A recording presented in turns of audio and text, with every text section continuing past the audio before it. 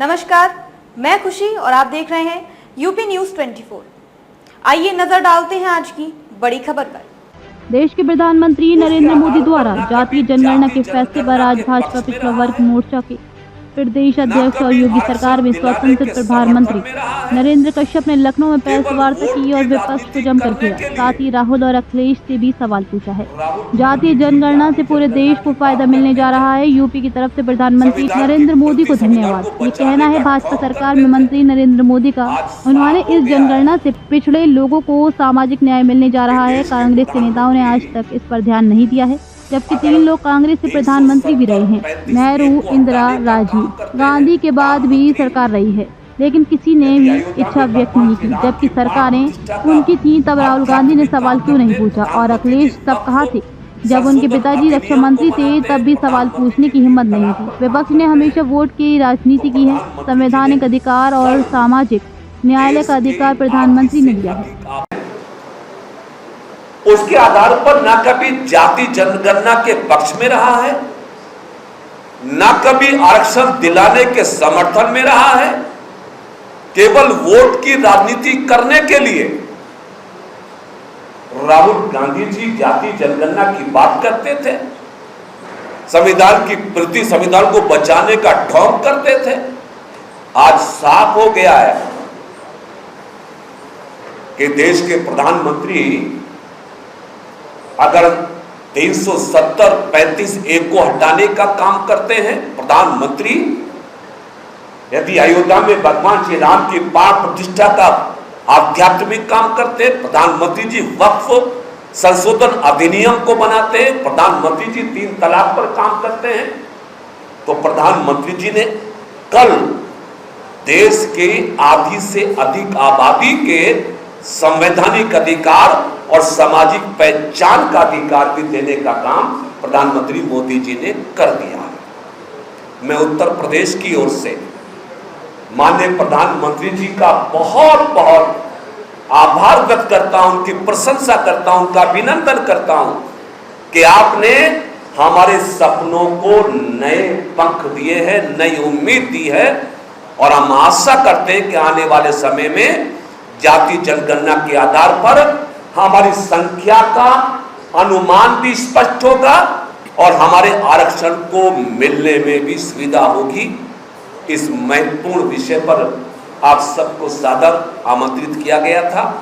कोई इसी संदर्भ में कोई आपके प्रश्न जिज्ञासा होगी तो मैं उसका उत्तर दे दूंगा। सबका बहुत बहुत धन्यवाद। पहले मैं अपने प्रधानमंत्री जी का हृदय से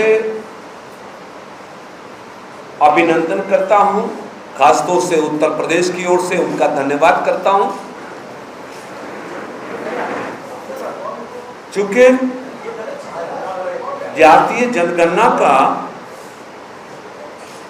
फैसला देश के लोकतंत्र को और विशेष तौर से देश के पिछड़े समाज के लोगों को सामाजिक न्याय और संवैधानिक अधिकारों को दिलाने का काम करेगा। 94 वर्षों के बाद यानी पहली जातीय आधारित जनगणना आजादी के पहले 1931 में हुई थी और भारतीय जनता पार्टी को सिद्धांत को भी बल देता है, जो सिद्धांत सबका साथ और सबके विकास की अवधारणा पर स्थापित है। हमारे प्रधानमंत्री जो कहते हैं निश्चित उसको पूरा करके दिखाते हैं और उत्तर प्रदेश के पिछड़े वर्गों के लोगों को खास खुशी इस बात की है, प्रसन्नता इस बात की है कि जाति जनगणना कराना भारतीय जनता पार्टी के लोक संकल्प पत्र का हिस्सा नहीं रहा। जिन जिन संकल्पों को भारतीय जनता पार्टी ने सम्मिलित किया था अपनी विचारधारा के माध्यम से, वो सब तो प्रधानमंत्री जी ने पूरे किए ही हैं। लेकिन जो भारत की जरूरत थी, जो सामाजिक न्याय की आवश्यकता थी, जो देश के पिछड़े, वंचित, शोषित आदिवासियों के अधिकार और संख्या के अनुमान, इसकी राजनीति में एक और नया इतिहास लिखा है। आपके माध्यम से मुझे कांग्रेस पार्टी को यह भी याद कराना है कि आपने, और खासतौर से श्री राहुल गांधी जी, जो घड़ी घड़ी जाति जनगणना की बात करते थे,